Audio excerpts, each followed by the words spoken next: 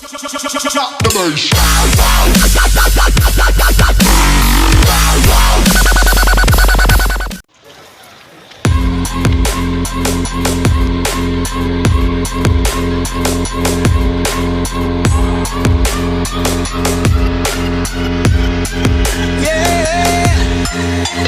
the attention, girl, I know you.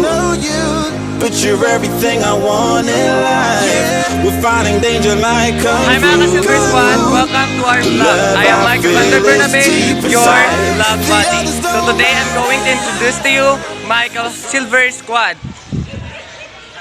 What's up mga ka-Silver Squad?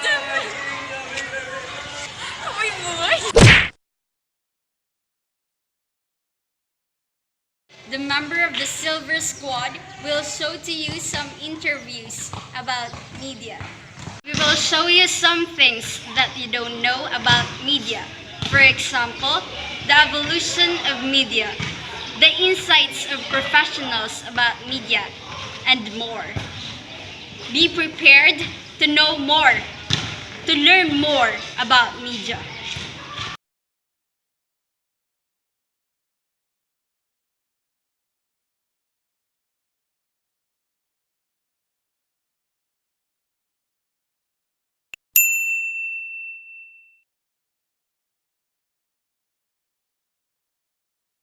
As a part of this presentation, we invited a grade 11 student from St. Catherine Academy to answer some questions about media and information literacy.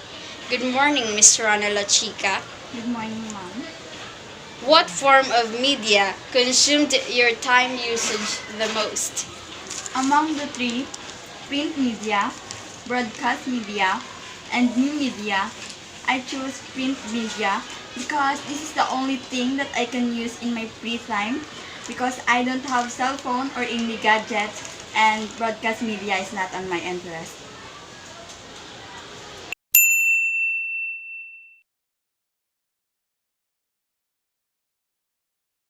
We are talking about media. How important is media in your everyday life? So, media is very important for me because it can help me to research my project and assignment using internet. Also, I can watch TV if I'm bored and to know what is the latest news. Or listen or radio, find out about the current major events via friends, family, on social media. But sometimes, media has a negative way, just like anything which can be used for both good and bad.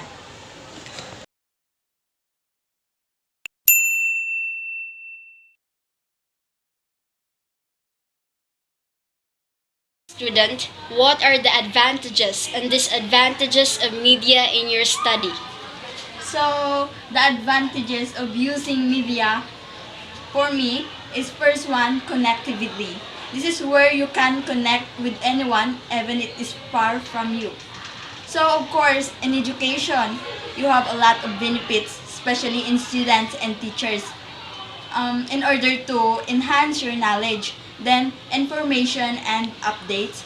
You can update yourself from the latest happenings around the world with the help of social media. You can get the facts and true information by using some research. What was your perception of media before this lesson? So my perception about media before this lesson is when I hear the word media, it tells about the press or the professionals that brings us the news, like the reporters, anchorman, and anchorwoman. My view of media now is that media is a channel. We use media to communicate information, and this information is known as the news. What is the most relevant function of media to you? Media acts as a channel of information and knowledge through which citizens use to communicate and make informed decisions. Yeah. Can you recall a recent situation wherein media and information literacy could have been useful? The recent situation in which the media and information literacy could have been useful is when we learned the advantages and disadvantages of the traditional and new media in a police line of work.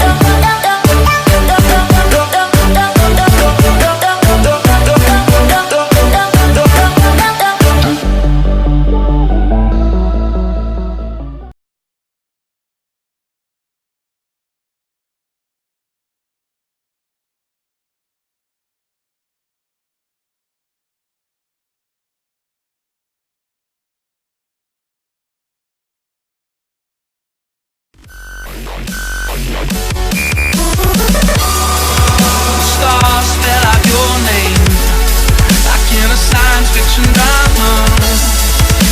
Romance growing like a flower in the summer.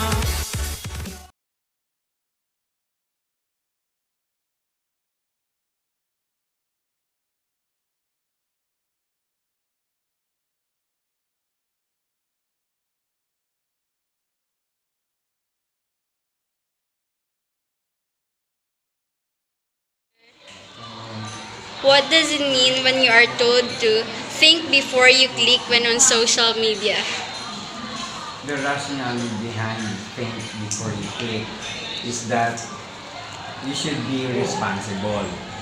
So, being responsible, you have to be prepared, you have to ask the proper questions, because if you don't prepare, you just act by instinct, chances are what you're gonna do is not proper or just. So it needs a lot of preparation to ask questions, and especially highly debatable questions like is the contraception pills good for Filipinos? You know, of course we are a Catholic country, but just the same, the church is against the use of contraception. So, before you ask questions which are properly constructed, not debatable, or not controversial. So, it's part of responsible media. Thank you, sir, for that.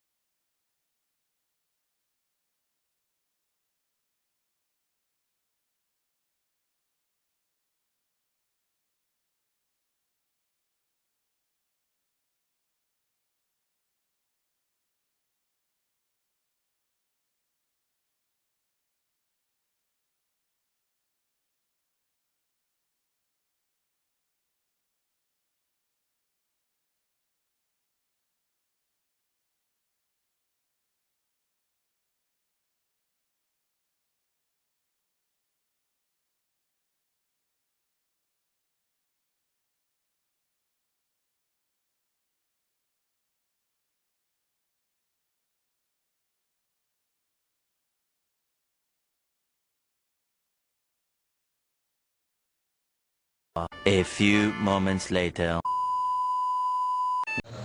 Sige.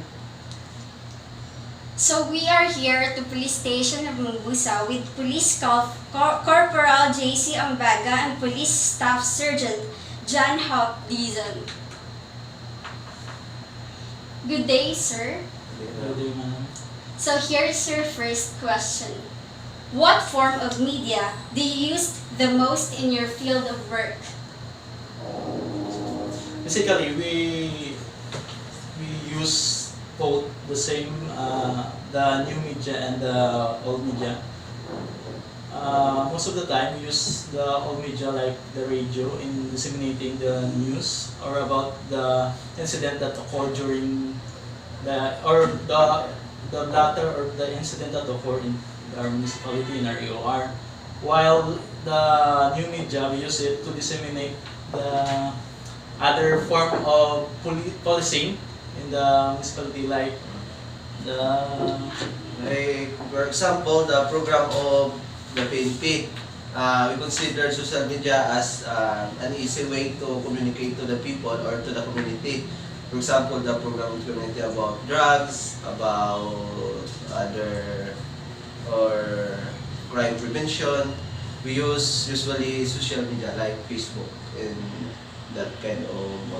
Thank you, sir. Next, as a police officer, how important is media to you? Well, as a police officer, it is very important in our field of work because it helps us to prevent the crimes by disseminating what kinds of plans and programs the PNP have in preventing the crimes and to prevent it. Basically, in radio, if with some of the also in disseminating the crime that or incident that occur in our municipality. Example, if there was drug or bypass operations that held here in the municipality, it can be disseminated to the people that we are doing our work or our job to maintain the peace and order and to demolish the drugs operations here in the municipality. Considering most of Filipino are using social media, I don't know if how many percent of Filipino are using social media now. The social media is the most easy way to communicate to the people, like the youth. For example, about crime prevention, we post to our social media some tips, like for example, on Akyat Bahay tips, we post some tips prevention on our social media for the people or the other friends namon in our Facebook to have some idea on how to prevent, fully aware. to fully aware of some modus, some criminals that occurring in our community. So basically, this is a very big help for our police service. Thank you. Thank you, sir. Thank you, ma'am. Next, what is the difference between the life of a police officer with traditional media and the life of police officer with new media? The difference between the life of police officer during the traditional media is that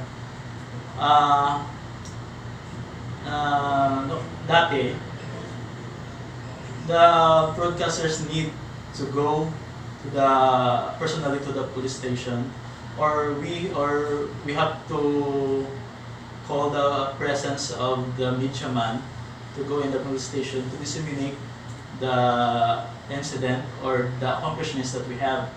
While during the new media, we don't need to do the things or because we can post it in our social account, the Facebook account. And one of the other way is through Facebook.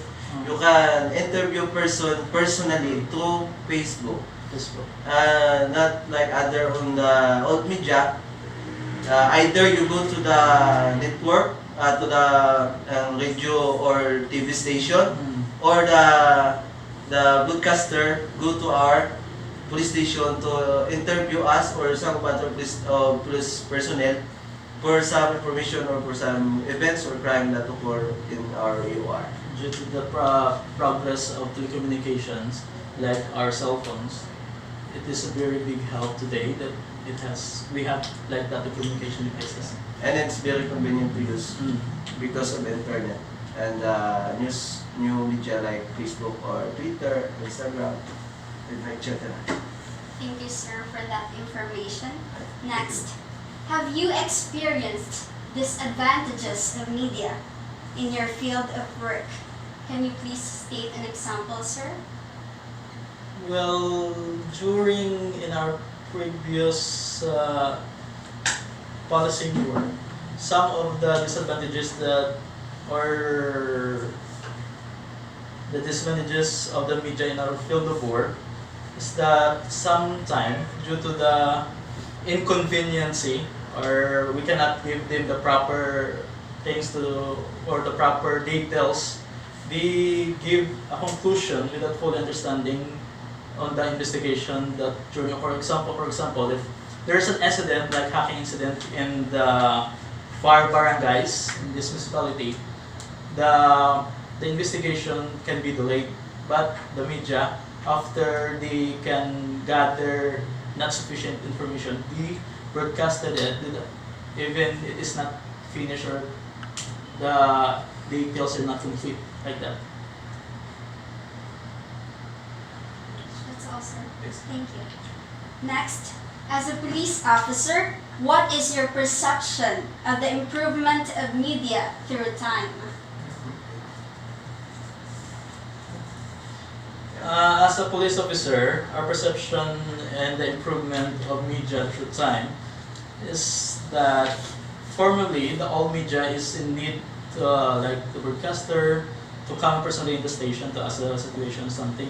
But in the through time, the communication has developed progressively and making it so high tech that the form of communication is very easy between the police and the media. Yeah, it's the improvement of media help us to communicate with the community or our stakeholders. At the same time, it can be used to communicate us. For example, when someone is going to report, like before, they go to station and report their name personally. But sometimes they can use cell phone or social media. They can chat us or something like this happening in their area, and we can go there to validate something like that. It is not very useful nowadays to have this improvement in media because it's easy to communicate to our stakeholders and the community, our customer. That's all, sir. Thank you. Thank you very much, sir. Thank you.